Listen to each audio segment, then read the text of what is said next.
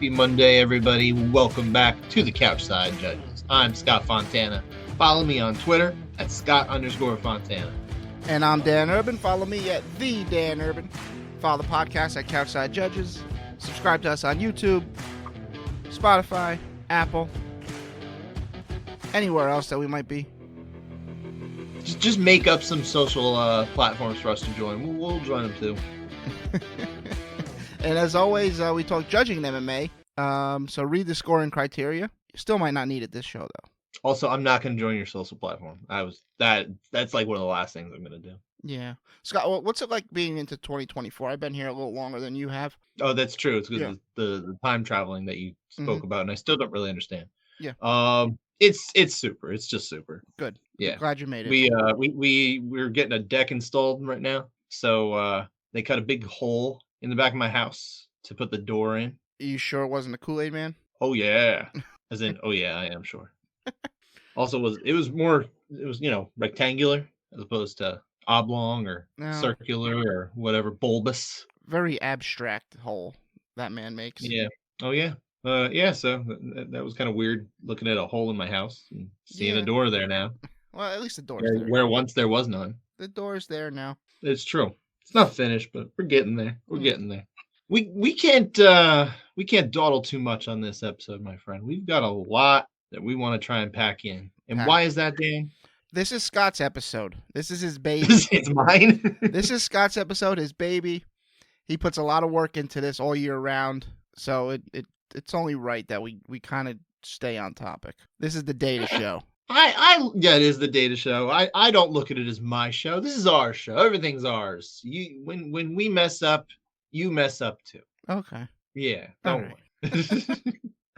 We share in each other's successes and failures. Anyway, yes, this is the judging show. We've been doing this now for, I guess this is the fourth one now. Have we done this every year? Well, this would be, so we did one in 20. Yeah, I think this is the fourth one. Fourth one. All right. Wow, we've done this show a long time. We've been doing this a long time. COVID almost killed it, but it didn't. Yeah, really quickly too. Like when we had like 50 people had heard us at all. We had some stepping stones. When I say 50 people, I mean 50 downloads, and probably like a decent chunk of those was just me on different phones and things, and my wife's phone and things. Juice the numbers. I was just juicing the numbers early to make myself feel better. But yeah, so we this is the judging episode, the data episode. Every year we talk about data all the time on this, but this is where I can really crunch the numbers and present some hopefully interesting things for you guys that reflect what we've been talking about in judging, or maybe some things that we weren't even quite aware of in judging, trends and the like. Dan's always fascinated by what I can come up with, I feel like. Yeah, I am. Like, sometimes I'm like, oh, I never even thought of that. But Scott does. And you'd prefer not. You don't like when I share it ahead of time. You just want to. I do like being part of the audience a little bit. A little bit. You got to give me some oohs and ahs. Just make me feel good. Please don't. It's inappropriate. it's all numbers. But yeah. So just a little bit of setup. Essentially, what I've done is we're going to be focused a lot on the past year, 2023. We will also go back even further, but I've collected all the round data from all of the UFC fights, the Bellator fights, and the PFL regular season American fights. That the season format all the way through the championship and stuff. So that doesn't include PFL Europe. It does not include PFL's Contender Series. We don't have Dana White Contender Series in here either. It's focused purely on kind of the big three, which is now essentially big two. But at least last year it was big three North American promotions. Real quick, we've got 978 scored UFC rounds, 180 from PFL, and 368 from Bellator. Brings us to a annual total of 1,526 rounds. So that's what, anytime we're talking about the 2023 data, unless I specify that it's UFC only, we're talking about this set. I actually do have the Dana White Contender Series numbers. If you need them, let me know. I'm here for you.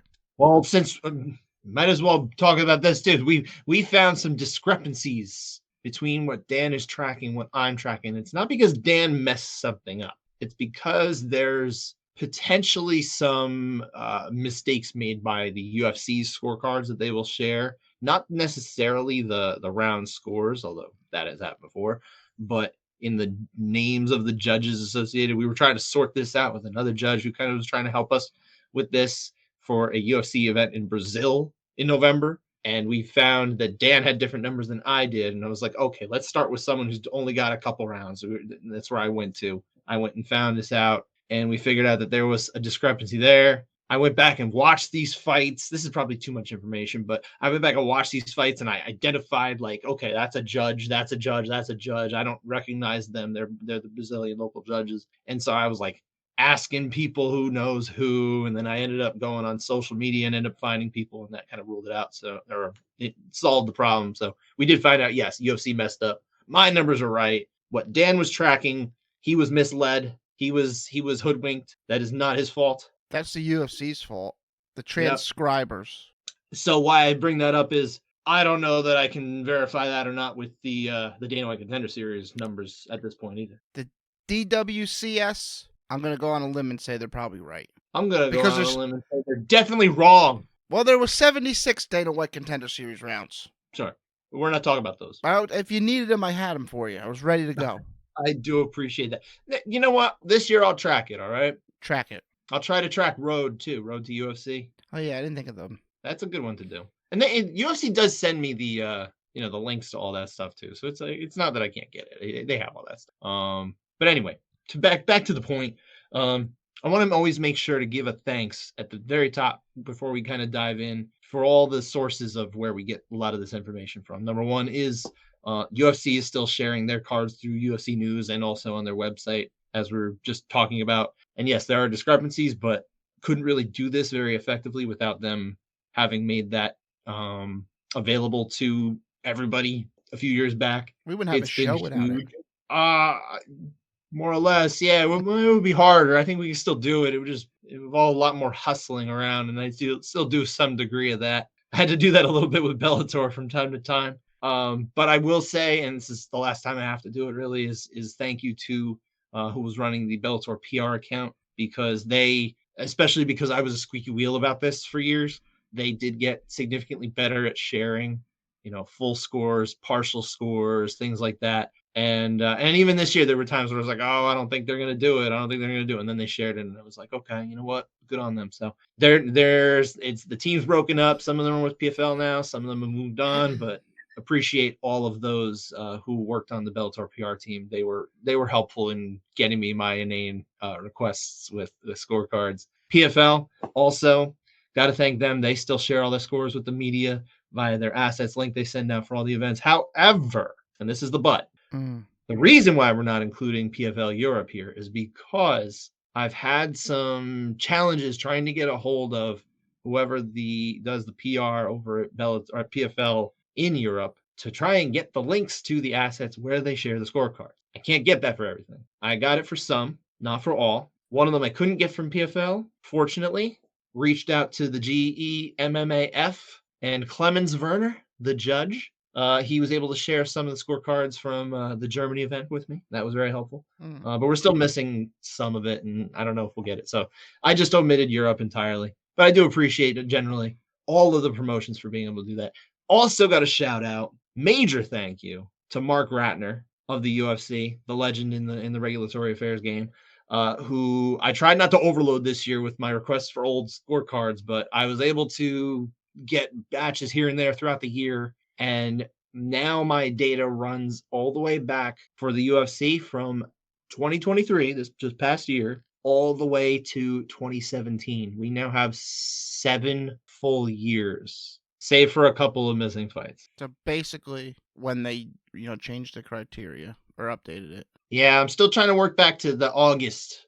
I know they more or less the real start, I guess, was essentially January, but it had passed in legislation in August. So I'm still trying to work back to that just because. And I understand there was a little bit of a soft kind of move over to it, kind of like we've seen right now in real time, where they've softly moved away from certain criteria writing, but it can still be in there, with the Eights. It's with the eights especially, yeah. So I understand it was like a little bit of a similar situation for a little while for this version of the criteria that passed in 2016 17 as well. I'm still going to limit it to August 2016. 4 more months to go, and then I'm going to call it. I'm going to say my data chart is filled out, at least going backward. We'll, of course, still update forward. Well, of course. I got to give a disclaimer here. This is, of course, a limited look. When we're talking about 2023 anyway, it's still limited, you know. It's just a window. When we talk about the bigger ones, it does give a lot more, but when we're talking about specifically 2023, we're only talking about judges who worked UFC, Bellator, PFL events, and again, PFL specifically to North America. You're not going to get a full representation of all the judges in all the world, especially some of the ones who work very frequently, but we just don't get because we don't have those scorecards. I mean, there's all sorts of events all over Europe, the Middle East, Russia, North America as well, of course, Brazil, and we just don't have a lot of that. The UK, for goodness sake, and UK is Europe too, but you know, they're almost a little different, right? A little bit. Because it's mainland, and then then the islands, the British Isles, and everything. I still struggle even knowing who's in the UK. Is it Ireland or is it Northern Ireland? So Ireland is the Republic of Ireland. They are their own independent republic. Northern Ireland is a part of the United Kingdom or Great Britain. Okay. Yeah. Wasn't there a Brexit or something? We're not going to get into that. Are you kidding me? I thought. Oh my god. I thought one of them left the UK. So the UK did leave the European Union. Oh, okay. They're still part of the continent known as Europe, though. That won't change. I gotcha. Okay. Unless they, float over to North America, maybe we'll adopt them. Okay. It's probably not happening in the next year, so we can worry about that later. Again, I made huge strides in getting at the data, working all the way back to that August 2016 I was talking about. I am missing, I have to say, I found that finally hit some walls when it comes to getting data that may never be recovered. UFC 221 in Australia back in 2018. UFC does not have the round by round scorecards of that from Australia. Reached out to Australia, did not get a whole lot of help on that, so I'm thinking that door closed for that one. In 2017, I'm missing 11 total fights. By the way, there's 10 fights on that card. So in 2018, we don't have 10 fights. 2017, there's 4 events total, missing 11 fights among them. 2 of those events, by the way, were in separate Western Canadian cities. And in these cities, Winnipeg and Edmonton, they run their own commission, more or less. So you have to reach out to them separately.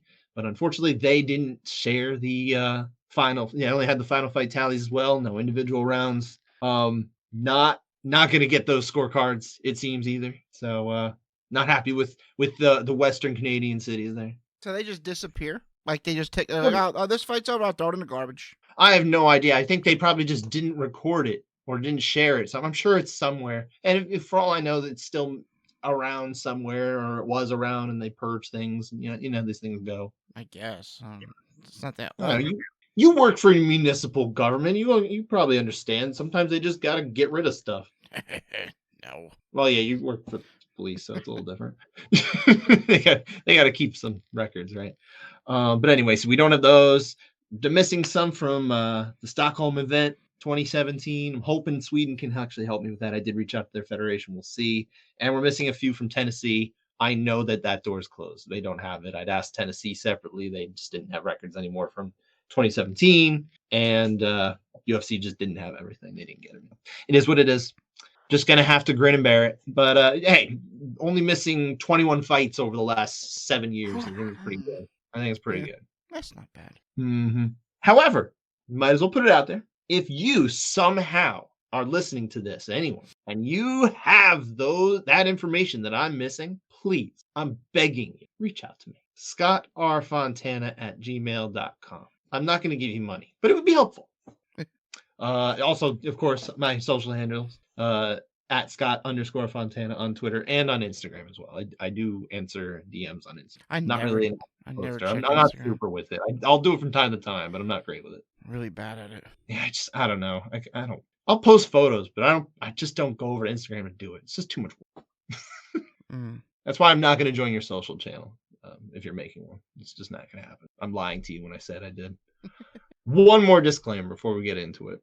I'm going to reference dissents. We talk about this on the show, but for anyone who's tuning in, less frequently, this is what we call on the show a round in which the judges disagreed on who won. So we talk about contested rounds on the show. A contested round, for the purposes of what we do week to week, is really just any time that there's disagreement. A dissent is actually when we're talking about who won the round or not. We'll talk about 10-9, 8 splits or 10-8-7 splits. That's like its own thing as well.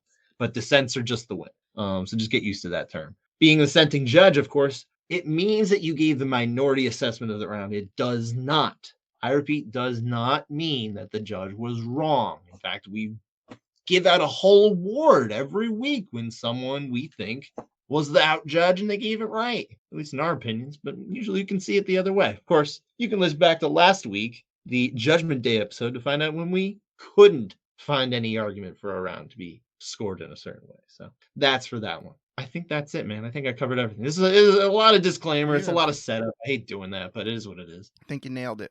Are you ready to dive in, man? You want to hear some of this stuff? Let's go.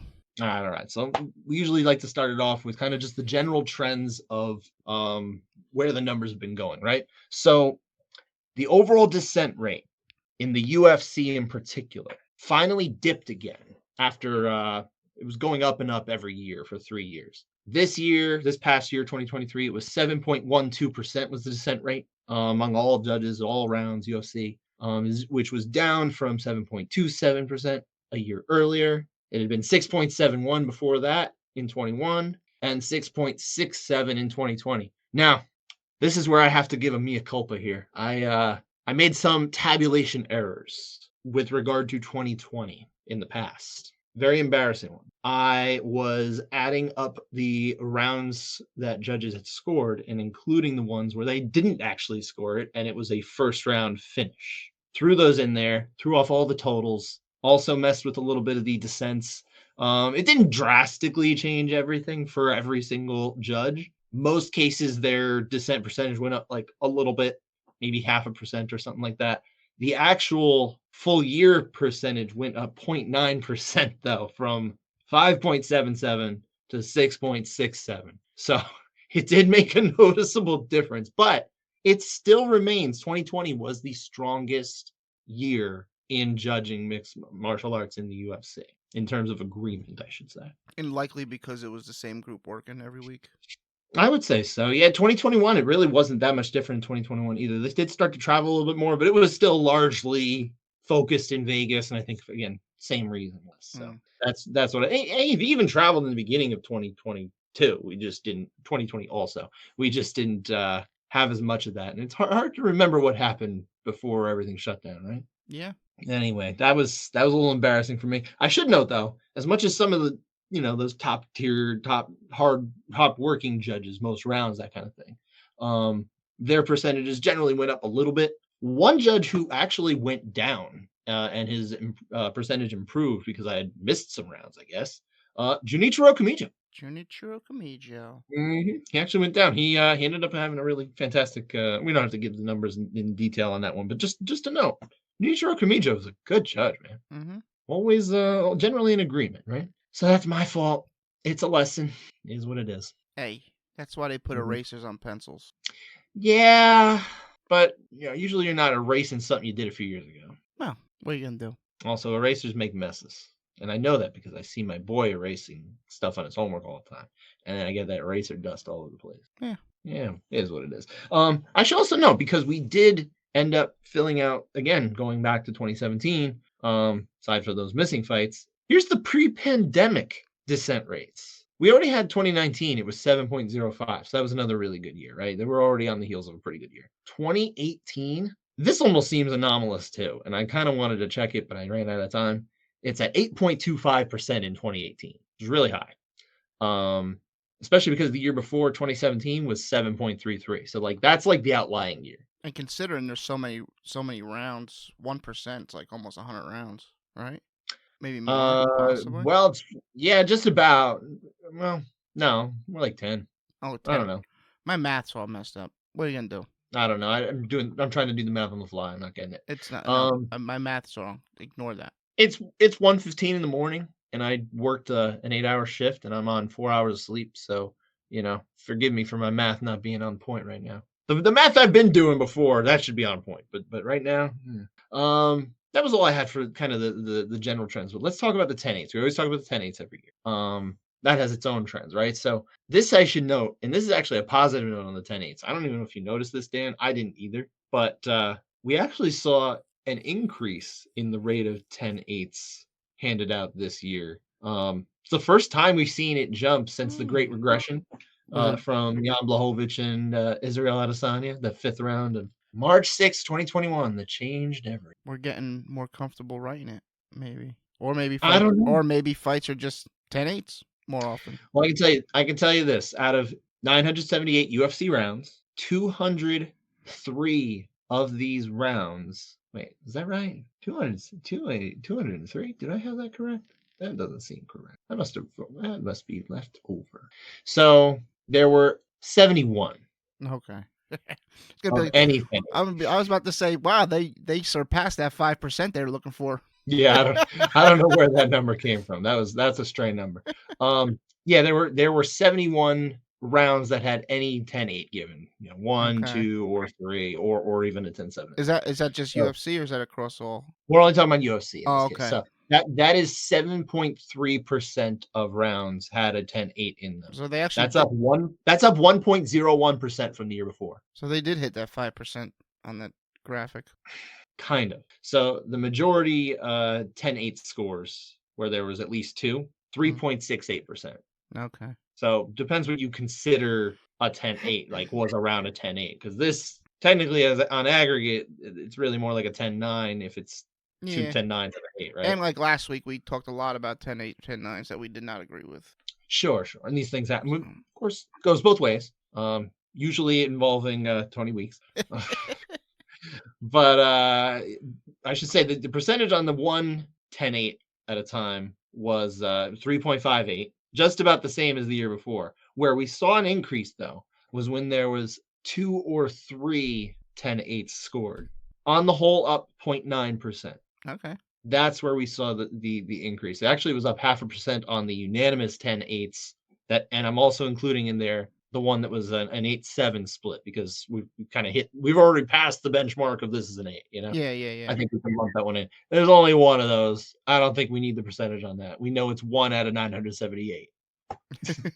That's how it works. But yeah, so they were definitely increased, and it was nice to see that finally happen. I don't know how to attribute that, because it's not like there was a distinctive change or push to get more of them. But for whatever reason, it just kind of worked that way. Hopefully that's a trend. I should point out, though, for reference, because now we have a much deeper pool of pre-Jan Izzy rounds to go back to, going, again, basically March 2021 all the way back to January 2017. I went back and I looked at that too, right, to give an idea of what it was like before that changed over the course of years. So before that fight, leading up to that event, right, there were 3,883 UFC rounds, not counting those 21 missing fights. Mm-hmm. Rounds with any 10-8 in them, there were 423. That is 10.89% of rounds. Mm-hmm. So we're still very far off of what that was. You were talking about mostly 1 in 10. 1 in 10. 1 in 10. Majority 10-8s, there were 218. That was 5.61%. That is the 5% that I would view. Okay. So it was really hitting it before, and now we're not. It's like they took the 3-point line away. Kind of, a little bit. Or moved it back several feet anyway. I don't know if you remember, Dan, this is a non sequitur, and we're not going to stay here long, but in the 90s, the mid 90s, they had moved the 3-point line up a couple feet, and 3-pointers just exploded. And everyone was hitting 3-pointers. Michael Jordan hit a ton that year because he wasn't really a 3-point guy. Okay. Bunch of people did this, and then they moved the 3-point line back again. So, yeah. Right. It's like, all right, too many threes. And now they watch basketball. Now it's a little different. Yeah, now you watch 40-footers. It's nothing. There were 2 of rounds that had 2 10-8s and a 9. There were 104. That was 2.68%. And then of the unanimous 10-8s, plus 5 that included a 7 in there. There were 114. That's 2.94% of those rounds were unanimous 10-8. We don't even that's like almost the number of majority 10-8s we have. Period now. Yeah, it's just like the compass is just off Yeah, all well, round. kind of by design though. But I would love to see them try to figure out ways that we can hit that number a little bit more with them. I'm sure there are ways that they can do it and do it in such a way that hopefully more judges will agree on what a 10-8 is or what a 10-9 would be when it's close. That way we see fewer 8-9 dissents anyway. The goal would be to get everybody on the same page, right? Like you just want consistency in judging because then that can help anyone who's paying attention anyway figure out how fights are being judged. Yeah. And hopefully that helps the fighters if their coaches and themselves are paying attention, which unfortunately most of them are just listening to what the commentary says. You know, sometimes that's good. Usually it's not so good, depending on who's talking.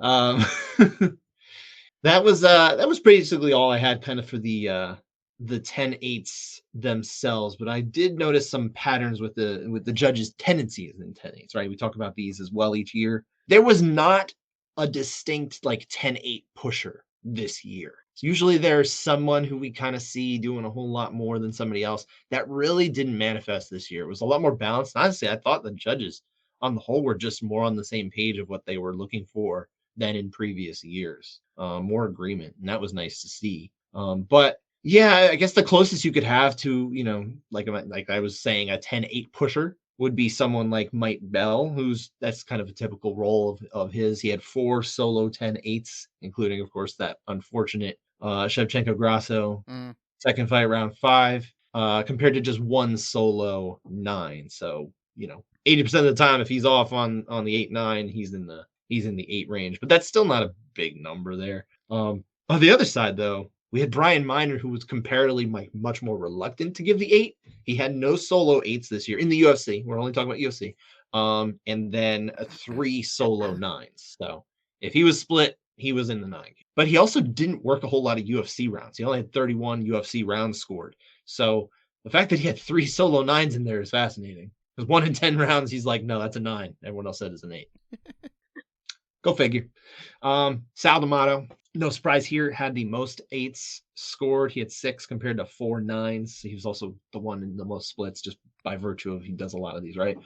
Chris Lee, not far behind. He had 3 9s. I didn't write the number down of how many 8s he had. I think it was 4. I can check that real quick, actually, for us. I thought I wrote that down. It was indeed 4. Yeah. So I had 4 8s and 3 9s. He also had the only 7 of the year, like we mentioned, I think. That's those again. These are 2 of the most active judges. That is not surprising. When we're talking about volume, you're going to have volume pretty much everywhere, right? They were 1 and 3 in the number of total UFC rounds scored this year. I brought up Tony Weeks before. He was split on degree, 8-9, 3 times in UFC rounds, and each and every time was one of the worst of the year. So if he was off by a mile. Yeah, it seemed like it was just overcorrection each way. I don't know. Go figure. That also does not include the PFL round that we had on Judgment Day. Oh. So that's just the UFC. Go figure. I mean, Tony Weeks has never been known as like an 8 pusher, so to speak. But now for whatever reason, he just seems off on it. I don't know what you attribute that to. Hopefully, he just gets a little more in line with his peers. It's not like he's not working. He works a lot of rounds. He's obviously one of the most veteran in the game. So maybe there's just a smaller correction that needs to be made to get on the same page with his peers. I don't know. Combined UFC, PFL, and Bellator here. This is the only time I'm really bringing this up for the 8s. Ben Cartledge actually had the most rounds scored this year without an 8-9 split. None of them. If there was an 8, he was on the same page as everybody else, or at least the majority, I should say. Had 165 rounds like that. Eric Colon barely led Cartledge in just the UFC alone. It was 127 to 120, which was surprising too, because Colon we often see as someone who's more likely to give an 8 than his peers. This year, someone saw it his way. He was doing something right there. But in some of the other promotions he works, because he's one of those judges who actually worked all 3 promotions this year. He did have some 8-9 splits. There were no 10-10s, Dan. Not this year. Not this year. Christophe Chapuis, he spared us Yeah, on that regard. He had a round show up on Judgment Day, but he still made that list. So wasn't a 10-10 though. So hey, progress? Is this yeah, progress? going forward. Yeah. Yay! Viva la France. Uh, 10-7. Again, we mentioned it before. Chris Lee. This is, and the funny thing is though, too, because I was looking at my notes for last year, Dan. Last year we were wondering aloud, like, when are we even gonna get 10-7 again? And sure enough, 6 months later, we got one from Chris Lee. Not that we agreed with it, as we've said many times, kind of at this point starting to beat into the ground. But it is still nice to see. It's not a forgotten score. It's not a completely taboo score or anything like that. That is good. That is welcome. Also, cheap plug. Go back and listen to our 10-7 centric episode from last year. That was episode number 222. Oh I yeah. thought that was a good one. I don't think we can really do that show again, right? That's not one we really got any more ground to cover. Maybe in like 20 years. Yeah, we need some more content from it, I guess. I think so. So, or maybe we just get a bunch of judges just throw sevens out there and just see how see what happens. What's gonna happen? Yeah, just see what happens. Just throw one in there. If it looks kind of rough, just be like, yeah, 7. That's what I'd do. No.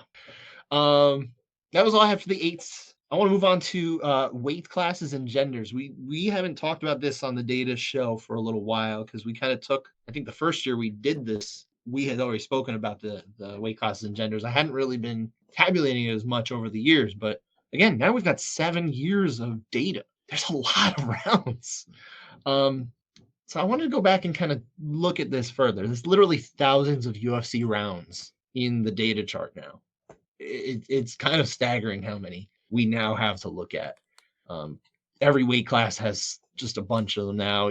I would say probably the lightest one is, and I combine women's featherweight and bantamweight because there just aren't enough fights, especially of featherweight. Bantamweight is also not a huge division either. So if you put the two of them together, they're not distinctly different. So that's how I kind of work that one. But the nice thing about this is it kind of, now that we have all this data, it gives us a better idea of how judging differs among the divisions, right?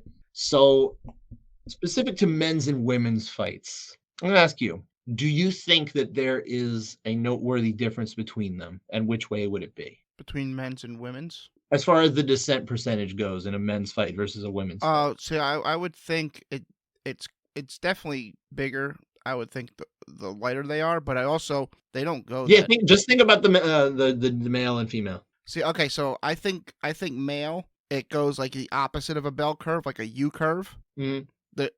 There's less descent in the middle weight classes, and as you get heavier, there's more, and as you get lighter, there's more. And in the women, I think it's kind of more of a steady slope upward as you go from light to heavy. Okay, if you understand what I'm kind of saying. I do. That's all well and good. But you're still not answering my question, and maybe I'm not making it clear enough. My question is, if you have a men's round and then you have a women's round, which one do you think is more likely to have a descent in it? I think you think it's a noteworthy amount. No, I don't think so. Well, you're right. They're almost identical. It's pretty remarkable.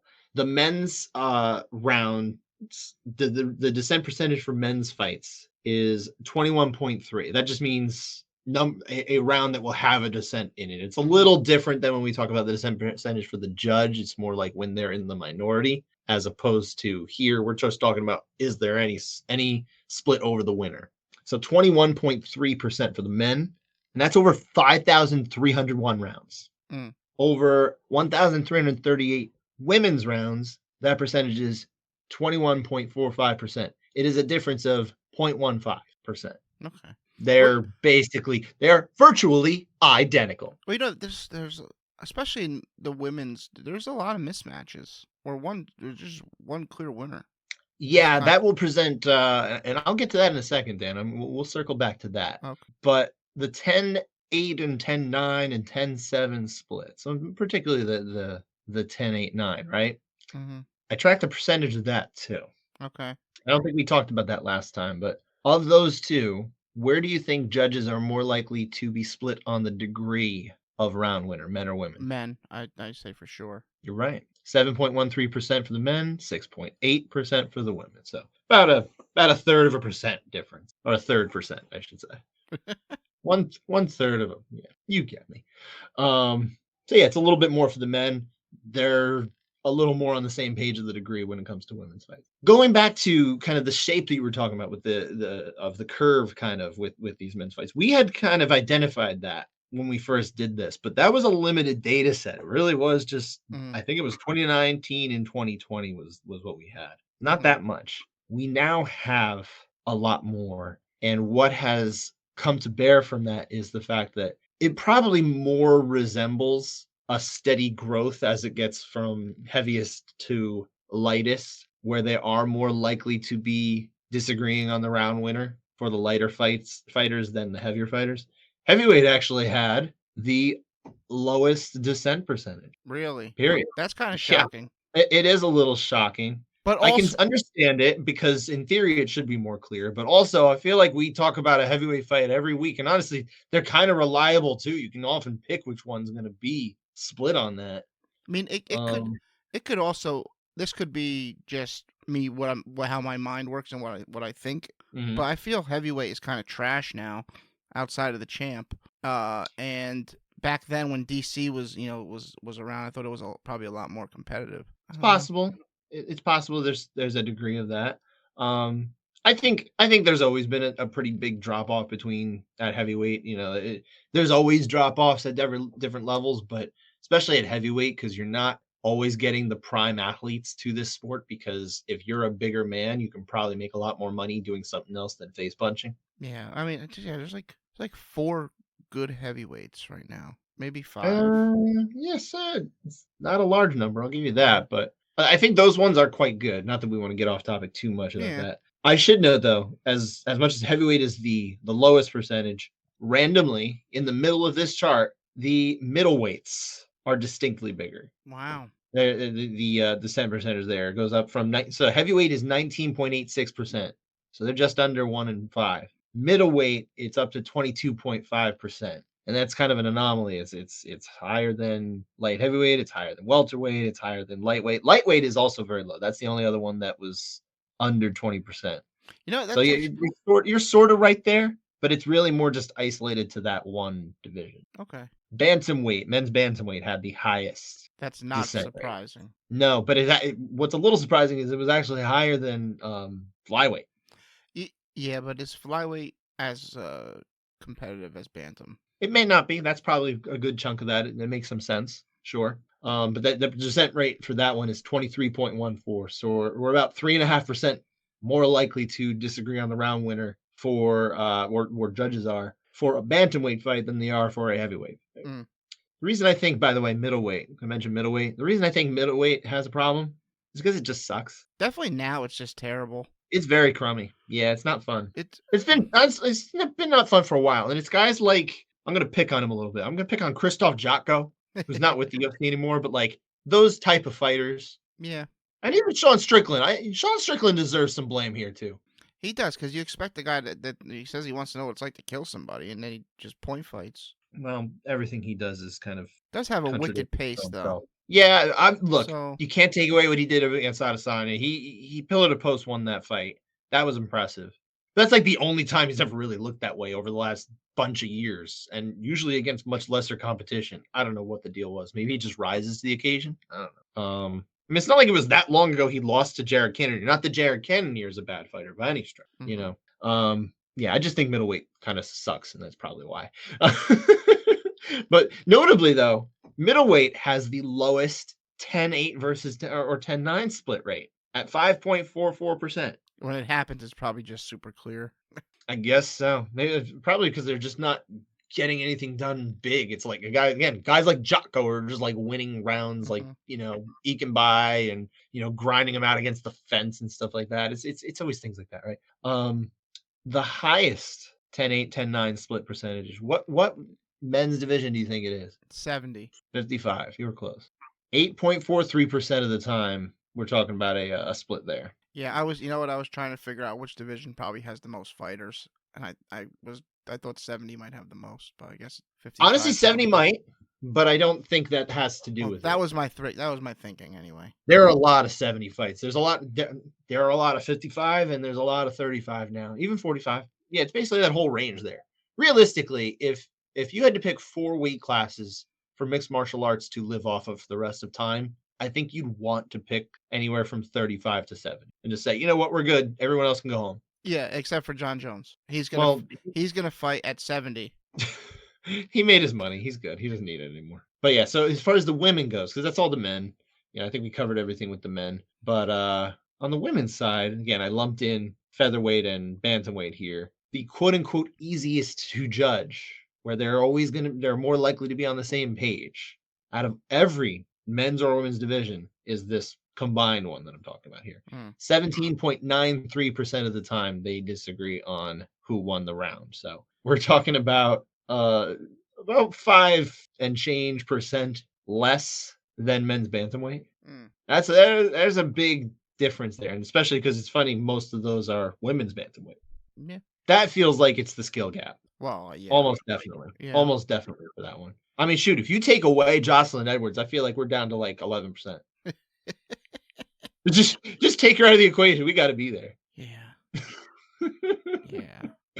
So I pick on Jocelyn Edwards too much. I'm sure she's lovely, but you know. You can take Angela Hill with her. What's that? You can take out Angela Hill with her from any weight class she's fought in. I mean, well, she's only fought in strawweight. She's never been big enough to fight anything about. I think she does have a technically 120-pound fight in there. That was like a late notice fight, but I didn't even throw that into these categories. I do have some numbers that track that in there, but I kind of lump it into strawweight anyway. Speaking of strawweight, that is actually the highest descent percentage in all of the weight classes, men's or women. That's 23.83%. So almost a full 6% higher than the heaviest women is the lightest women. Not a distinct surprise, but yes, between there, the flyweights, that number is also between those two numbers. You were right about that. It does softly go down. All right. They do actually have at flyweight, though. This is the last one about the weight classes and the genders here. The lowest of all 10x split rates, 10-8, 10-9, 4.43% for women's flyweight. Yeah, that makes sense. So when something happens at flyweight in the women's side, the judges are pretty much on the same page most of the time. Feels like it's hard to miss at that. For a degree of it, yeah.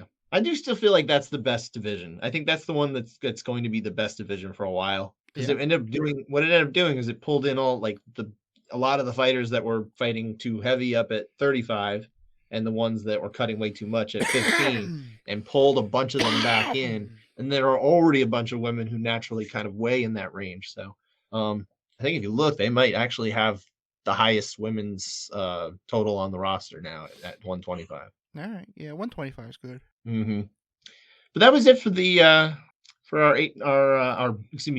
our genders, men's and women's. Got to move on now to, and we always do this, we highlight some specific judges to kind of talk about, right? And I'm going to do this in kind of two parts. One of them is just highlighting general judges, right? And I think we probably start almost every year with Sal D'Amato, and this one, it's just not going to be any different because he is the high volume judge. He is the high volume judge. He is actually, he worked he worked an absurd number of total rounds this year, 616. That's across all three promotions. That is a lot. It's 99 rounds more than he did the previous year. Yeah. And actually had the same total last year as he did 2 years ago. It was identical at 517 each of those 2 years. So this one, it's up to 616, almost 100 up. Kind of weird.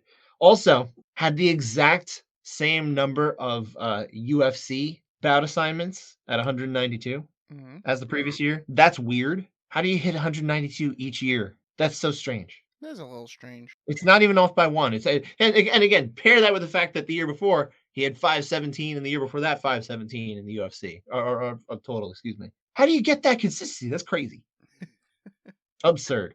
Obviously living in my headspace right now. He had the most UFC rounds scored for the 4th straight year. Not a surprise. If you go all the way back to 2019, though, Derek Cleary was the last judge to unseat him for the most UFC rounds scored. But it was just 1 year. Sal also led in 2018 and 2017. He was like, you know what? I'm going to do it 1 year. I'm going to beat you, and that's it. He worked his tail off. He got all those assignments. Maybe he sent D'Amato on some vacations. Yeah.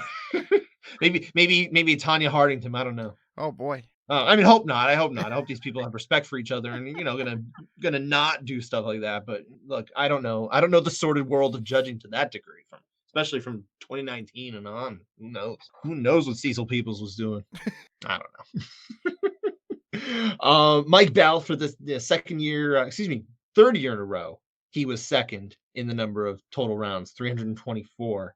And this came despite the fact that he didn't work any of those Right. promotions after that aforementioned round, which was back in September. So he was on a crazy pace this year. Do you Um, do you hmm, think that last quarter of him not working attributed to to Sal D'Amato getting that extra 100 rounds? I mean, I doubt it. He was probably going to work most of those events anyway.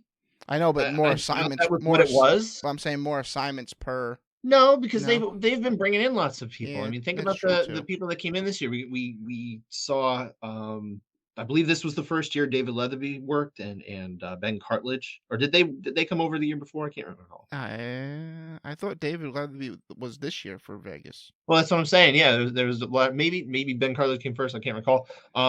Chris Lieben came in near the end of Yeah, the year. that's true. That's true.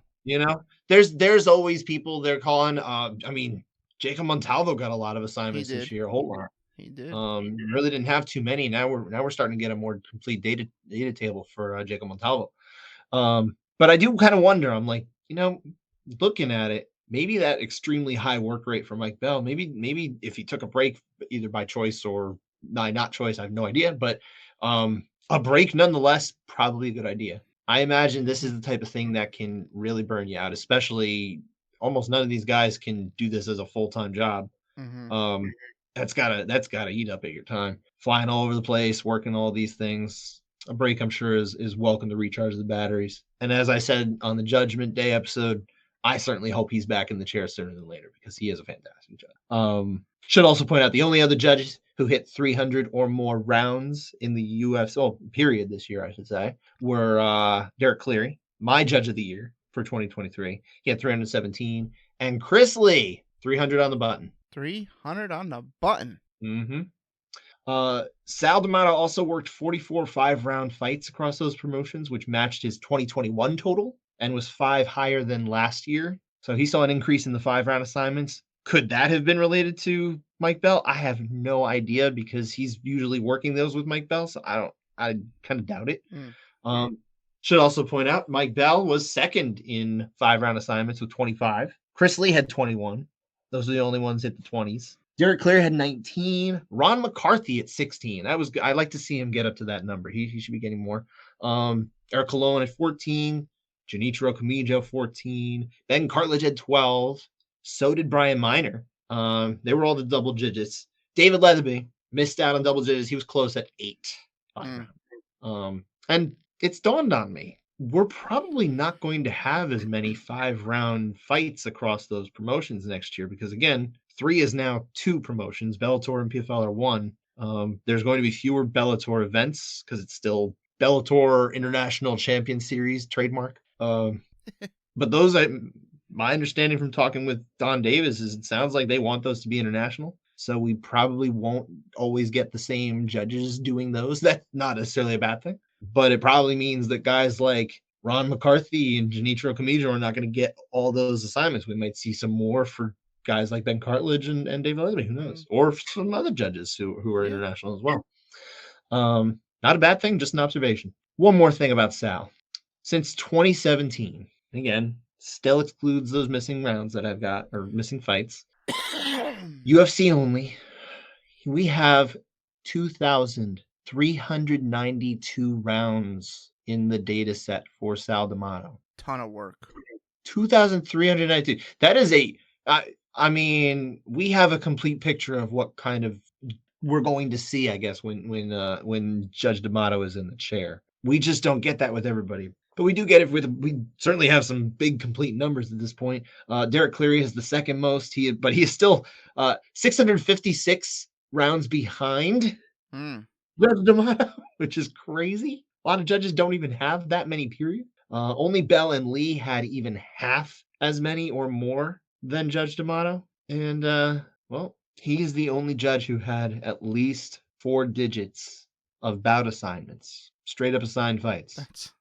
And we're still just talking about the UFC. That just, doesn't include everything. just in the UFC. Jeez, that's impressive numbers. When you hear people complain about Sal D'Amato, and it happens on the regular, right? It just does because his name just triggers everybody.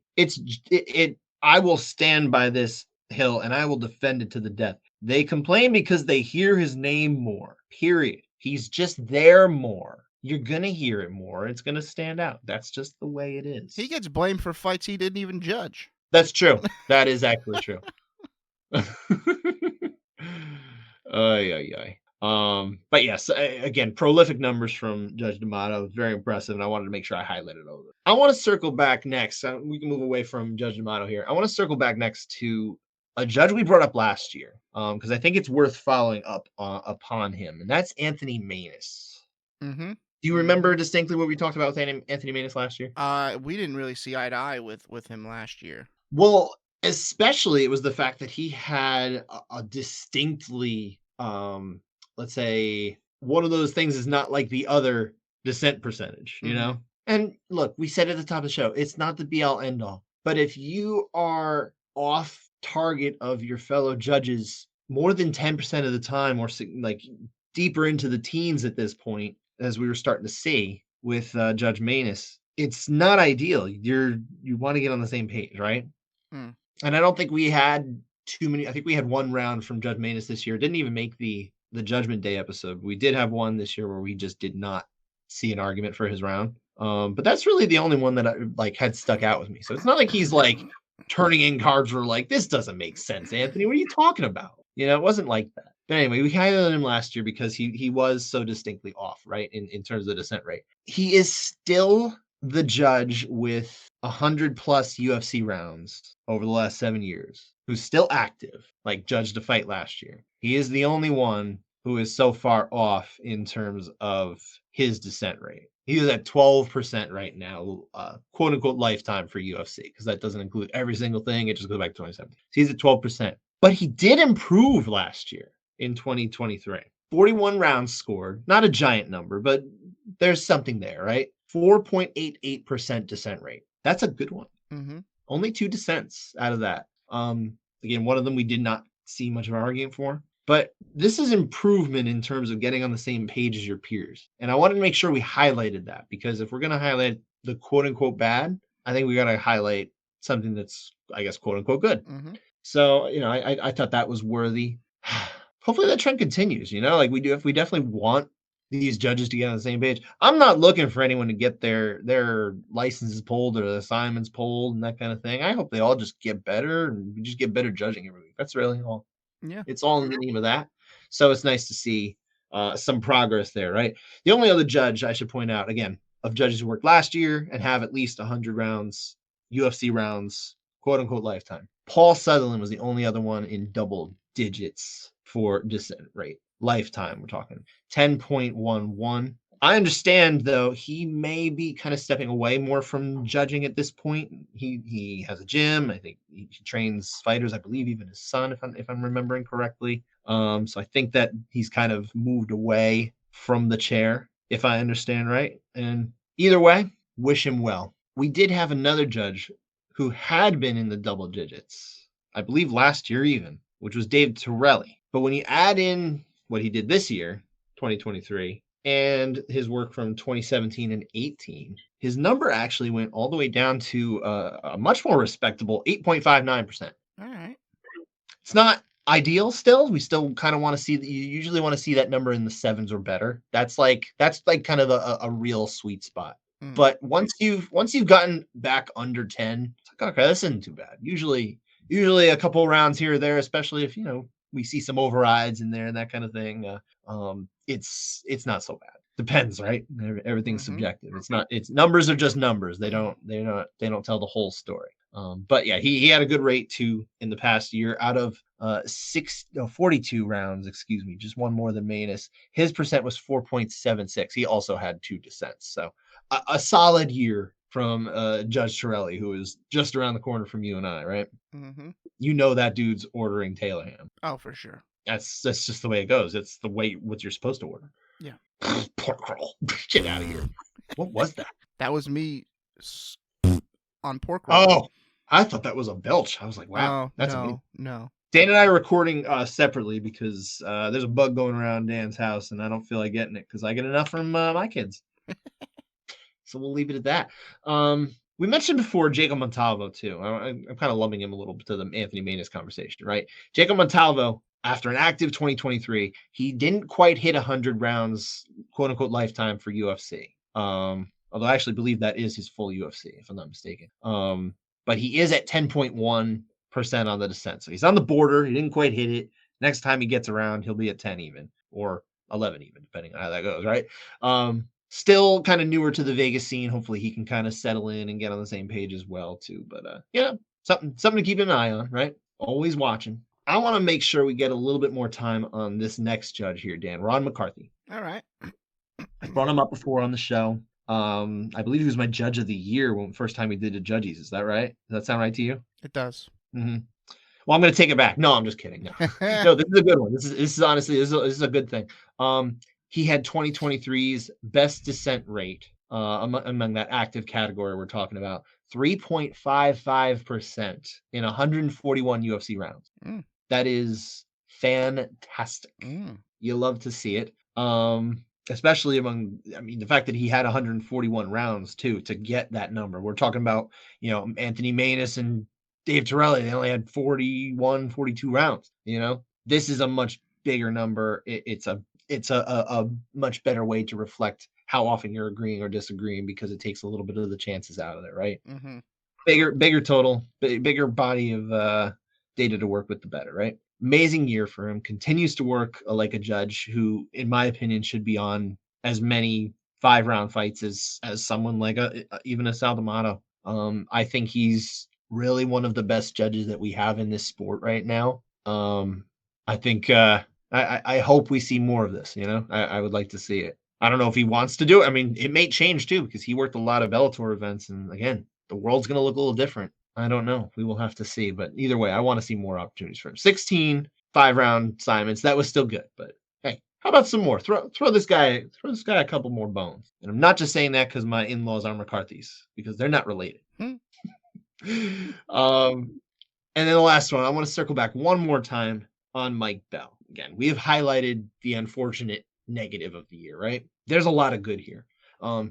If you take that away, he had a really strong year. 4.15 descent rate over 217 UFC rounds. That is the best for judges with 200 plus UFC rounds this year. Next closest was Derek Cleary, and he's at 6.06, so almost 2% difference. And that's working more rounds just ever so slightly too. So very impressive. And again, Cleary was my judge of the year. I feel like there's a real great chance that if Mike Bell just puts a 9 instead of an 8 in that round, he is probably both our judge of the year. There's a solid chance there, yeah. There's a real chance of it. Just an incredible judge. He had a rate of 18.27% of UFC bout assignments being 5-rounders. That is almost 1 in 5 fights that he worked are 5-round fights. That's a distinct level of trust from commissions to be able to get that right. The only one with more in kind of that group we keep talking about, Ben Cartledge, 18.75. There's Mr. 5-rounder right there too. Basically well ahead of anyone with 50 UFC rounds or more in the past year. Sal D'Amato was next at 14.58. Very high number. He works a lot of fights, period. He obviously has more 5-rounders than anybody, but the percent-wise, the kings are Cartledge and Mike Bell. And that was it for the kind of those highlighting those individual judges in that way. I have one more thing I wanted to do this year, Dan, before we kick it over to you to talk about the couch side overrides, right?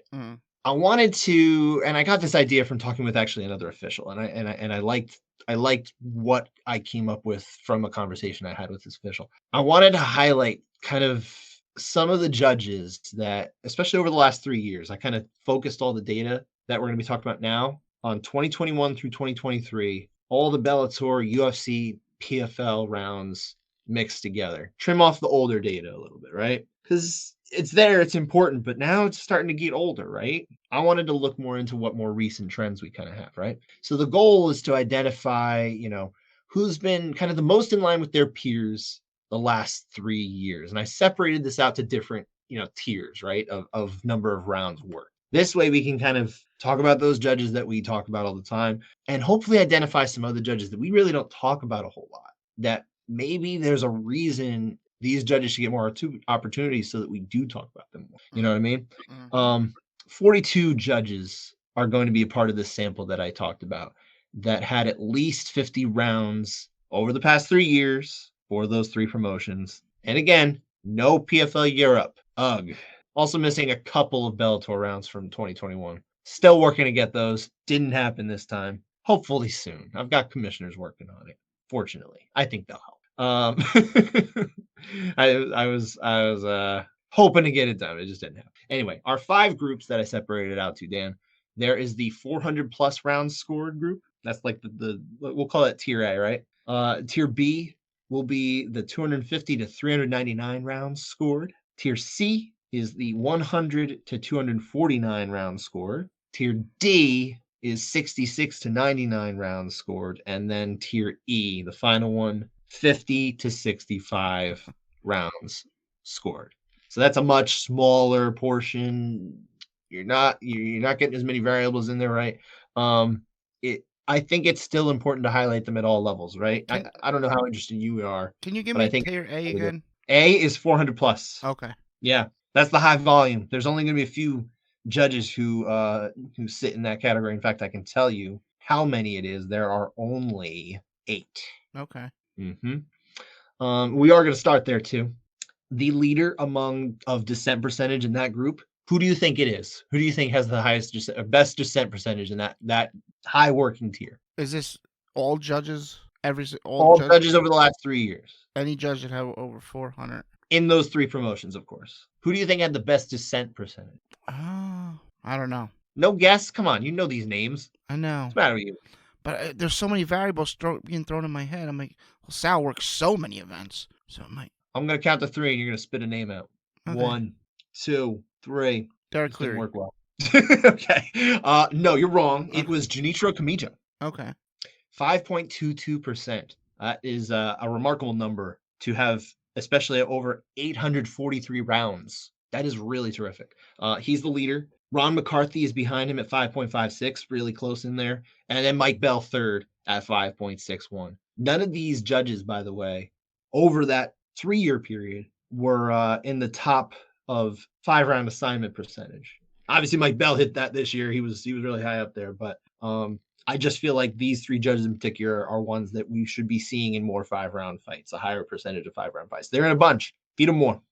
I want to see it. I think we can, if we can get these guys all on the same page. Imagine. I don't know how often they work together. That's what I should do next year for our data show. The judges and how they work together. Well, if they do the right thing and start booking more 5-round fights like they should. Well, they should do that too. But again, I think we're going to see a decrease in that in terms of the North American one. That's stupid. I think so too. I mean, PFL, they don't do 5-rounders until their championships, and they only do like 6 of them a year. So you're basically just wiping everything Bellator did last year off the table. Imagine we had 2 more rounds of Burgos. Oh, I know, and, dude. Collard.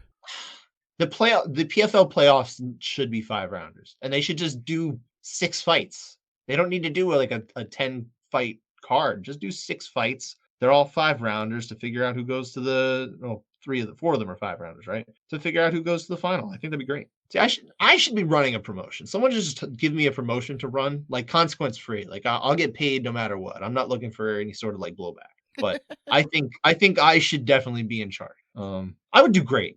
You agree, right? Of course. Yes. You should say that. I gave you money earlier. Yeah.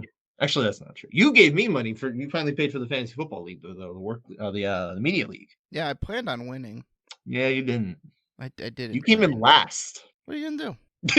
It's true. I also stunk this year. So, anyway, to get back to this, the group, by the way, it also includes Brian Miner, who that might surprise you. I don't know if you would have thought of him as in that high volume group. 400. But when you include the Bellator, especially, that's where he really gets in there. Yeah, and not to mention a lot of reffing assignments as well. Sure, but again, that's beside the point here. Workhorse. Also, great dual threat as far as an official, right?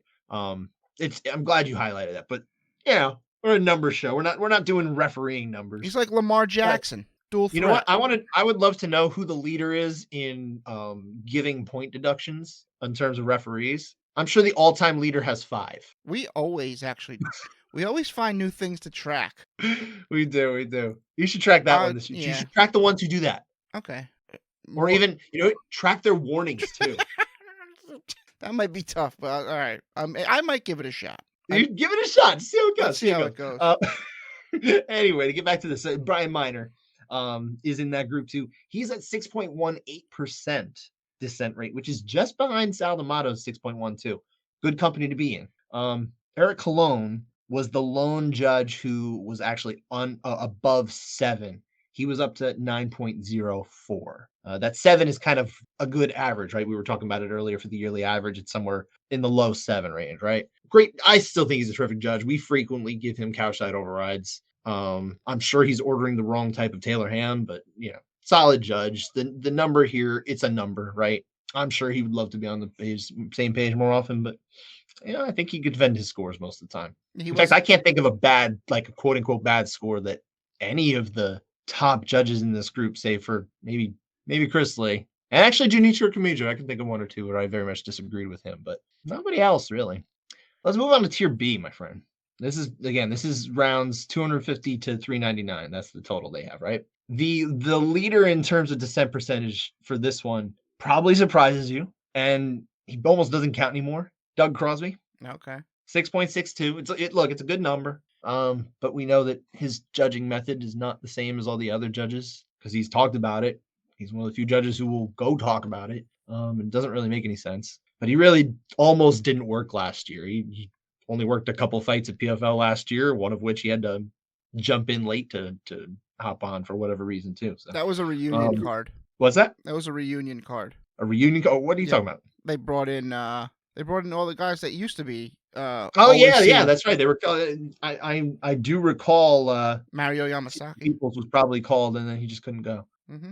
I hope Cecil Peoples as well. I'm bagging on stuff, but leg kicks can win fights. That was my team name this year. I saw that Cecil Peoples, like the Cecil Peoples champ. Maybe that's why you finished last. Yeah, so this group on the whole, the number was much higher in terms of descent percentage. We still had Tony Weeks and Ben Cartledge were in the 7 range. That was good to see. David Leatherby, Adelaide Bird, they were in the 8 range here, so not quite up to the 9, but it's you want to see it closer to 7, of course. Still, especially David Leatherby's case, he was a savior on some of those rounds that we talked about in Judgment Day. We give him a lot of couch side overrides, I can recall. Adelaide Bird had a couple rounds we didn't agree with, and unfortunately she does get a lot of slack, and occasionally it's deserved, but there are worse judges out there. I wouldn't put her as one of my strongest. That's just being honest, but could do worse. Want to go down now to the C tier. That's 100 rounds to 249 rounds. I had reasons for breaking it up this way. I just thought it was the best way to do it. Trying at similar numbers. It didn't quite work, but I tried. There's 2 judges that I really want to highlight here for a good reason. They're Dave Peabody and Marcel Varela.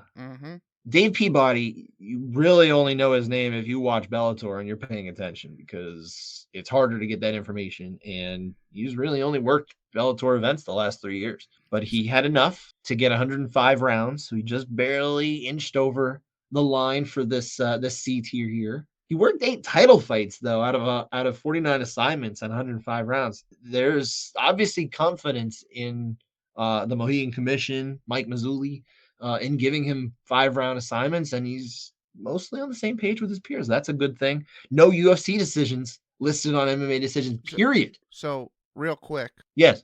I was actually looking up Dave Peabody earlier. Okay.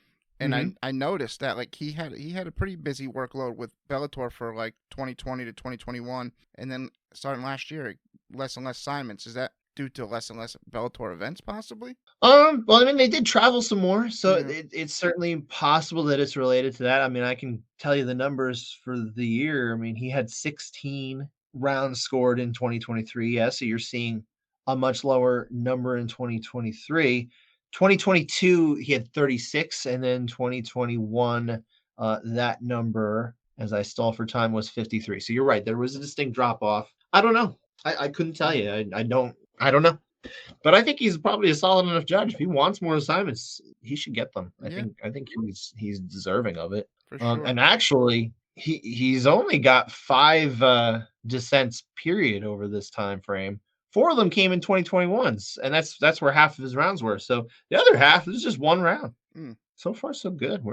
He's a solid judge. I would like to see more from him if he's able to get more assignments. I'm hearing there's potential for PFL to end up doing some Mohegan shows. Okay. I actually had a good So time when I went up there to Mohegan. yeah, why For the not? one Gambling. Bellator What do you event. what do you what do you No, dislike about no, gambling? when I went for Bellator, I mean, I didn't gamble at Yeah, I all know. when I was there. Yeah. They had some good pizza too, actually. Can I get a solid pizza? I believe it.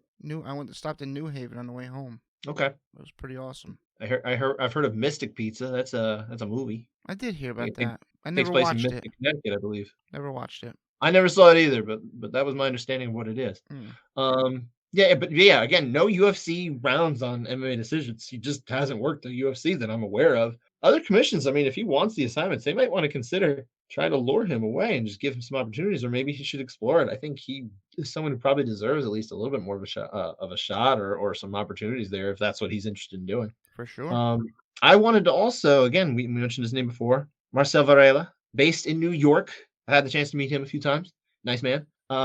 He has the best dissent rate of any judge with 200 plus rounds. I was gonna mention. I was gonna ask you what you for the 3 years because this year I have him as perfect across the 3 promotions. So over the course of 3 years and 3 promotions, and he works all 3. Fewer UFC than anything, which is disappointing. If anything, I think he's a solid judge.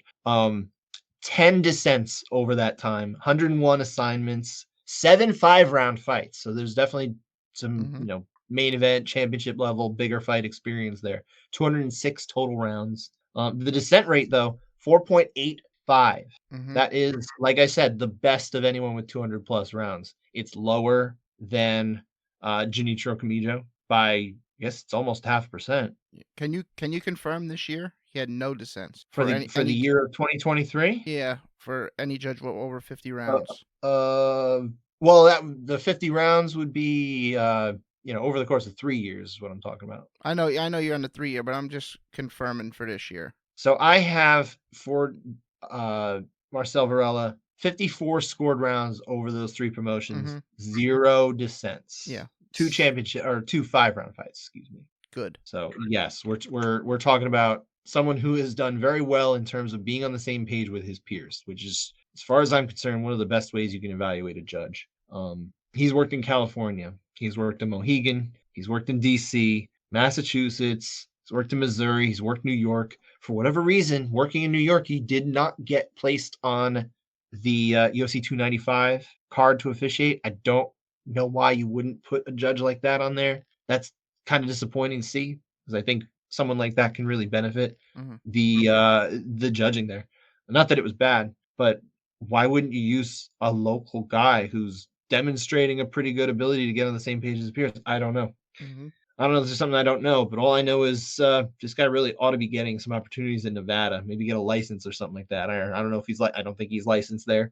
But that's someone who would be good to add to the Nevada stable, Marcel Varela. At the other end of this group, there's the good, and then there's the other way. And there's 8 judges in this group, I should point out. Jaron Villel, unfortunately, had the highest dissent rate of anyone with 100 plus rounds. That is 14.16. Quite out of step, unfortunately. That's on 113 rounds, 16 dissents. Look, Jaron's great. He taught us amazing, really helpful stuff when we took the refereeing course. He was helpful in being, I guess, pretty upfront about challenges he's before. And so was Blake Grice. All these officials were they felt like they were in a safe place to talk, which is why I'm not going to share any details. But it was great. Unfortunately, the dissent rate is definitely not what you'd like to see. You'd certainly love to see him on the same page more. Let's move to tier D here, my man Dan. That's, again, judges with 66 to 99 rounds scored over that time. We've got some 3 names here for various reasons. Number 1, Daryl Ransom. Daryl is like right on the cusp of just crossing over into the next group. He has 99 rounds scored in the last 3 years. His descent rate is remarkable. It's 2.11. He has 2 descents out of 99 rounds. Yeah. That is really impressive. Based out of the UK, he's the best out of these 42 judges in this whole group that we're talking about in terms of descent rate. I would love to see him get more opportunities in the United States. Well, opportunities in the United States, period. Unless he doesn't want them. But whatever the case may be, he's definitely Cage Warriors gain because he works a lot out of there. We're not even talking about Cage Warriors here. Frequently works alongside likes of Cartledge, Leatherby, those guys. Terrific judge. I think we're going to be talking about him for a while because he'll probably get more opportunities as time goes. I can only imagine, right? Also want to highlight Donnie Carolee, who had another very low descent rate, 3.85 across 78 rounds. He's works out of New Jersey. That's a good rate, of course. Now here's the rub. One of the 3 rounds that he was dissenting on over the last 3 years. Do you remember the round I'm talking about offhand? That's what's his name? Rory. And who did he fight? Who'd Rory fight? Gleison Tebow. Oh, that's okay. Yeah, that fight. It was that fight. That was a fight that unfortunately the round swung the wrong way. Eric Colon scored it right. Donnie Carolee did not. He was not the only one. Offhand, it's escaping me who scored that one. But unfortunately, that one sticks out like a sore thumb.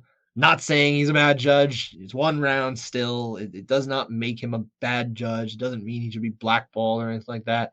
But it's certainly something that kind of stuck out when I saw that name. And I said, oh, that's a good percentage, but also there's a real ugly one there. Because that was a literal robbery, that fight. That was an actual MMA robbery. The wrong person won. Mm-hmm. And that completely altered the trajectory of the career, especially of Rory McDonald, because he, I think, very quickly burned out of the sport when things didn't go his way in PFL. He should have been in the playoffs and should have done well. It just didn't happen. It is what it is. One more judge from this group, Troy Winkapaw, who is at 97 rounds, by the way, so he was just short of that next tier. His percent 8.25, not sterling, not awful. It is what it is. But my understanding is, I believe he has been licensed to work in Nevada. I believe that's what I've heard. And so we may be seeing more of him next year. All right. Hopefully he can prove that rate a little bit more even when he starts to work alongside more frequently the Nevada judges in that pool. Mm-hmm. But yeah, hey, happy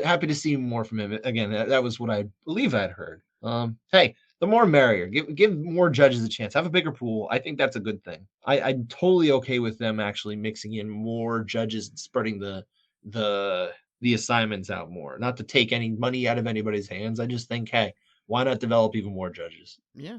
I see no issue with that.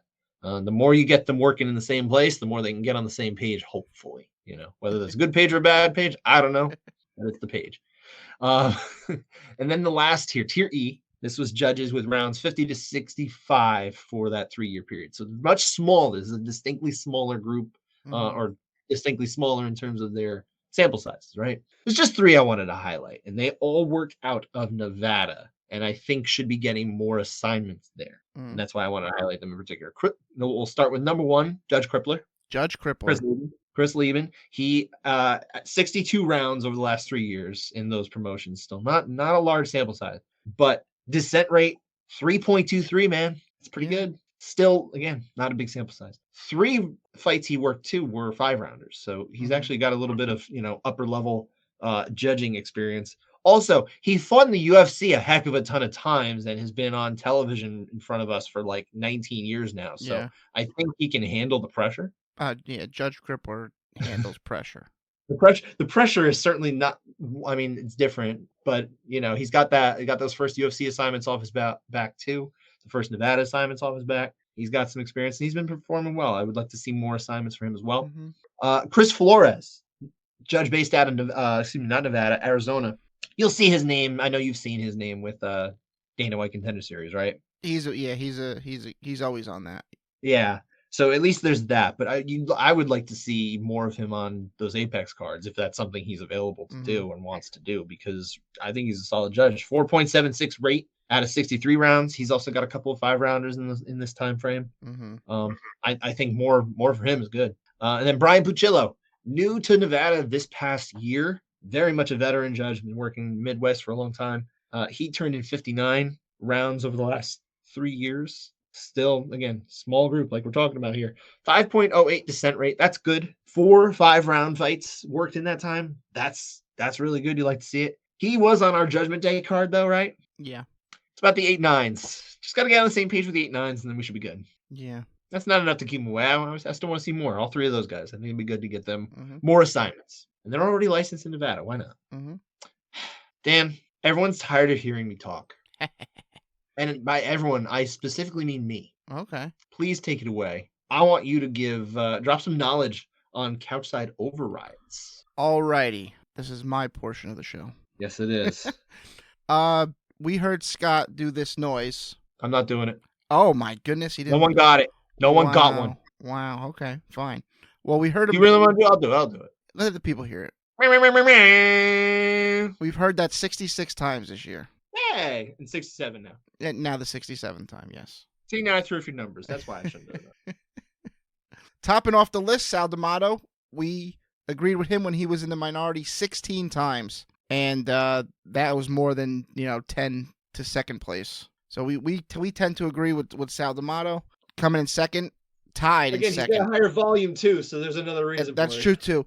We've sided with Chris Lee, Eric Colon, and Mike Bell 5 times. Brian Miner, David Leatherby, Derek Cleary 4 times, and Junichiro Kamijo 4 times. See, when you say David Leatherby, he stands out to me because he doesn't have as many rounds scored. So when we give him 4, that says to me, especially when we're talking about a judge who has a higher dissent rate, we're looking at someone who we actually feel is a much better judge than, in terms of giving the round the way we would have given it, than the number even indicates. Yep, I agree. But I'm going to get to the overriddens as well. Oh, okay. And then after the 4, we got Mark Collette and Ron McCarthy for 2 each. And after that, every judge they got 1. If you do the math, it adds up to 66. 1 for, I'm not going to name every judge. There. Will you name every judge who gave none or who got none? Who got none? Every single judge. Yeah, there's a lot of zeros there. No. So also now let's do the overridden. How many times we sided against the majority and this person was in the majority? Okay. Sal D'Amato 16 times. So we gave him 16 overrides, but we also disagreed 16 times. Give it and take it. It's a net gain of 0. Yin and yang right there. Yeah. Chris Lee was a little different. We overrode him 10 times, but that wasn't the most. Surprisingly, as much as Ron McCarthy's a great judge, we overrode him 13 times, and we only like I said, only 2 couchside overrides there. So we weren't seeing things quite the same. No, not the same, but as we always say, it doesn't mean that they got it wrong. It's more just we saw it that way. We just saw it differently. Maybe they got it wrong, but more likely than not, we just saw it a different way. Derek Cleary, we overrode him 12 times, which is, why? It was very rare that he was in the minority to begin with. Sure. So, I mean, if we see it differently. And there was that giant chunk of time for months on end. It was like the whole extended late spring into early fall where he was always in the majority.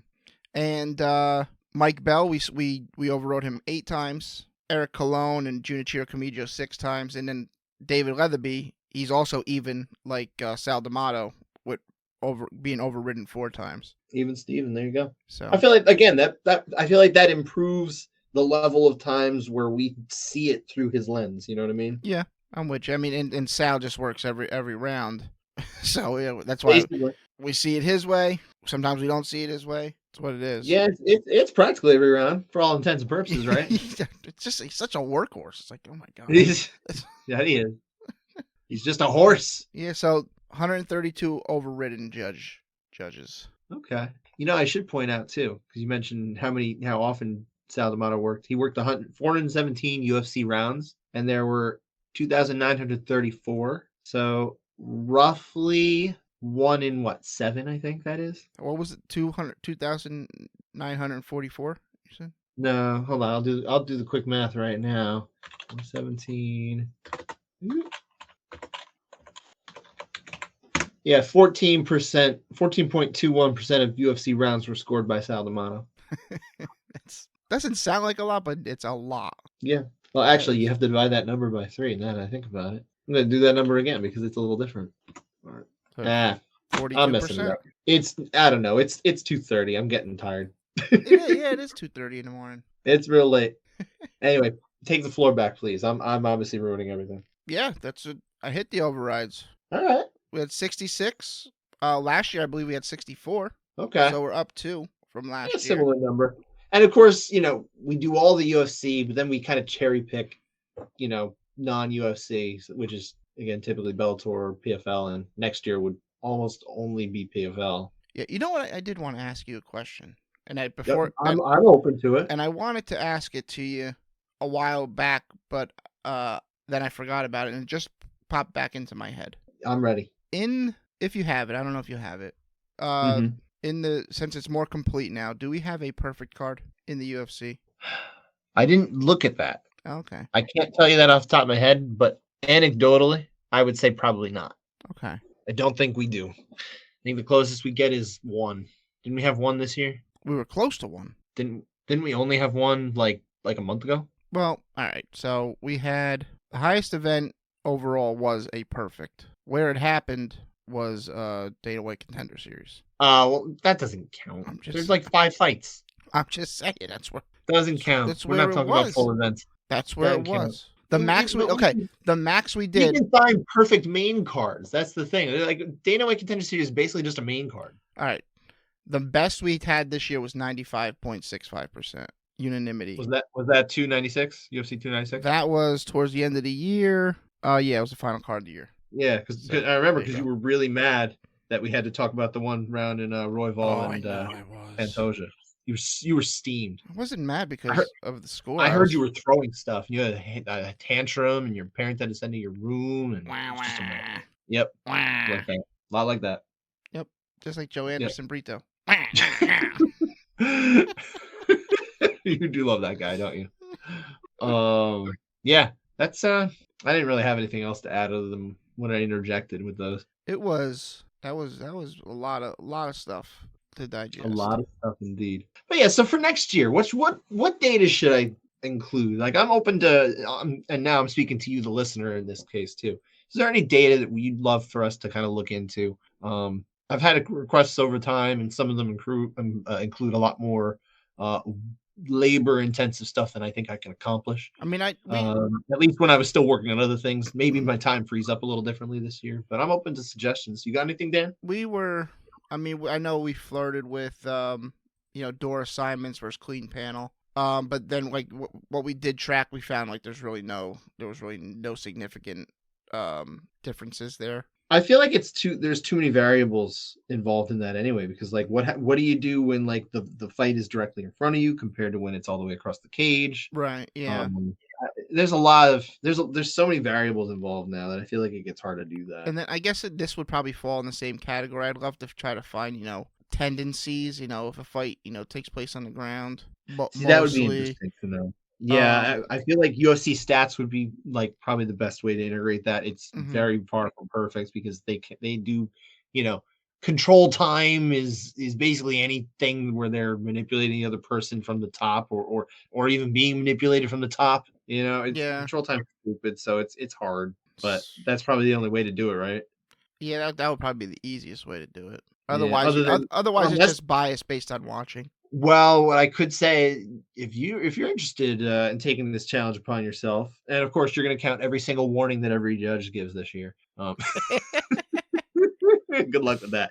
Now, if this tickles your fancy, one thing you could do is kind of every time we watch a round, you say, okay, that was like a grappling round, or maybe they gave it and you're inferring that they gave it because of the grappling. Yeah. And that would be guesswork, but it's probably educated guesswork because we know what we're talking about a little bit. And maybe it could tell you a story. I don't know. It might be able to. That's up to you. I'm not doing that. That's on you. It just seems like a lot of work. It sure does. So I don't want to do it.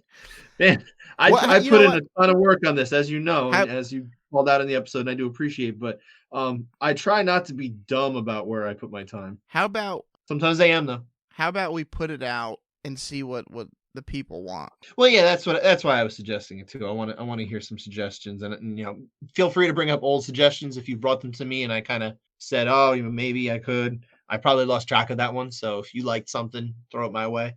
I do want to see. This is one that I'm kind of going to shoot for next year to see how judges do when they're in certain groups with other judges. I think you and I have talked about that a little bit too. Oh yeah, But when they're paired, yeah. I think now I'm ready to do it because the data chart is almost fully complete now as Mm-hmm. far as the UFC rounds. So it makes it a lot easier for me to say, okay, I can put my focus into a different, thing. And I think that would be interesting to see. Because obviously we talk about dissents and things like that, and that can be thrown off because if you're a judge who happens to work more frequently with quote unquote less experienced or local judges or maybe judges who just see the world differently from you, then it's gonna color your number a little bit, right? Or When you have a giant number of rounds, that stuff fades a little bit more. But either way, I think it'd be interesting to see, hey, how often do Sal D'Amato and Chris Lee agree when they're in the same round? yeah, that makes Something like that. Even just or individual trios too. trios, or again, even just two judges working the same round. How often do they see it the same as opposed to different? Yeah, And how often is like it you normal said, for them because or not? the same group, they're working together, they're talking together. They're probably going to be closer on the same page most of the time. You would think. Theoretically, you never That's know. what, but we're going to find it out. Hopefully, I think that would be a good one because we're kind of reaching the point of like, all right, I've reached back to 2017. Like now we'll get a few months more for the data chart next year, and we'll have a whole nother year Mm, next year too. So it'll really be more like 8.5 years almost when we get to the data show for after this coming year. okay. But either way, I think there's still a lot more we can go in different directions. How often do I need to update the genders and that kind of thing? I feel like we've covered that now. That's done. Okay. You know. You nailed it. Yeah, I think my work here is done. Yeah. So send us Uh, your suggestions. yes, please, absolutely. You know how to reach us, social media, whatever. Write me a letter. The postal service is really terrible, though. I warn you. Never get anything out to you guys. You got anything else for the judging data, or can we move on? Kind of start wrapping up. I think we can move on. All right, we are moving on to looking ahead. Finally, we are back at the UFC calendar. They are back this coming weekend on Saturday, 7 p.m. Eastern Time, main card. The familiar UFC Apex. So we're at UFC Vegas 84, excuse me, is the one of the several names that they use for these events, right? Magomed Ankalaev, Johnny Walker, number 2. Hopefully this time we get a result instead of a no contest. Yeah. I don't know what kind of fight we're gonna get, man. I don't remember being like super enthused about this fight to begin with. There's a level of import here because Ankalaev wins. He's still unbeaten over the last several years and potentially a title shot, right? I don't know that we get the same thing with Johnny Walker knocks him off. I think he's just another guy in the mix at that point. Okay. But look, I just want a fun fight. It's been several weeks since we had live UFC. Give me something fun to cap it off. That's all I want. I'm with you. Yeah, let's get something fun. What else you want to say? Make it. I want them to make it quick. Also. But they made it quick last time, and there was no winner. You got to be specific. Quick with a winner. Yeah, there you go. I mean, Johnny Walker by DQ. You know what I want. You know what I'm ready to see. I know you're pumped for Gabriel Benitez. Yeah, for him to be. He's your guy. He's gonna be staring up at lights after he gets knocked out and omoplotted in the same time. Who's he fighting? I don't know. Oh, is it anybody we've heard of? You don't know who he's fighting? I don't know who he's fighting. Who's he fighting? That's a shame. Who? Jim Miller. I don't know. That's a shame. I'm not familiar with that fighter. He's fighting Jim Miller. You will knock it off. What a generic name, Jim Miller. Jim A10 Miller. Never heard of him. This is disgusting. This is a disgusting display right now. Well, I've only been writing about him for 14 years. Should be the main event. Of course. Most relevant fight on the card. It's a good lightweight. I mean, anytime Jim Miller's on the card, of course, we love those fights. He brings the entertainment, my man. And he's been finally knocking people out. It's like it took him to be almost 40 to find his power. Old man strength. Old man strength indeed. He should be the main event. Like I said, little warm-up bout before 300. Sure. Jim by Kimura. My understanding, too, was that he took the fight because he was hopeful that it would still mean he could get on the 300 card. Like, the idea was this wouldn't prevent him from getting on that one. Mm. Smart man. Definitely orders Taylor ham. Oh, 1,000,000%. I mean, I would assume, it's definitely is not ordering pork. What is that? Oh man. I like Mateus Nicolau though. I mean, not that I don't love a Jim Miller fight, but Mateus Nicolau against Manel Kape especially at 125. That's a fun fight. Good fight at 125. Potential fight of the night. You never Contender. know. Nicolau doesn't always up the excitement factor, but Manel Kape does. So Yeah, hopefully we get something fun there. yeah. Hopefully the one guy doesn't lull the other to sleep. I don't know that Manel Kape can be lulled to sleep. I don't know. I don't know that that's his game. I'm pretty sure he just walks around at night. Anything else you wanted to say? Ricky Simone and Mario Bautista should be good. I like that one. Bantamweights. I mean, what can go wrong? I mean, Phil Haas, Bruno Ferreira. Phil Haas, Jersey guy. Mm-hmm. North Jersey guy. Definitely knows what Taylor Ham is.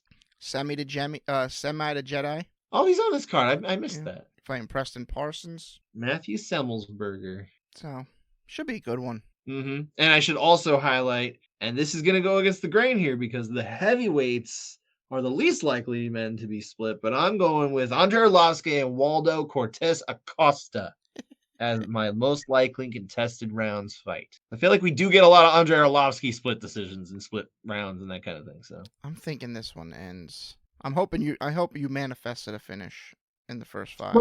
Look, I'm good with that. Like I don't need to be right. I just want a fun fight. Okay. So either I'm right because if it doesn't end in the first 5 minutes, I know it's going 15. And then we'll probably be talking about a contested round or 2. But if it ends early, then I'll be much happier that we don't have to score it or go back on a heavyweight fights. Good gosh. Get that out of here. All right. That does it for this data show. Thanks to Scott for all the work he put in this year, but we are back next week with our regular scheduled programming. Yeah, no more data for about a year. Probably nickel and diamond here and there, but this was the big numbers show. If numbers confuse you, sorry, but thanks for sticking with us. Thanks for listening. Take care, everybody.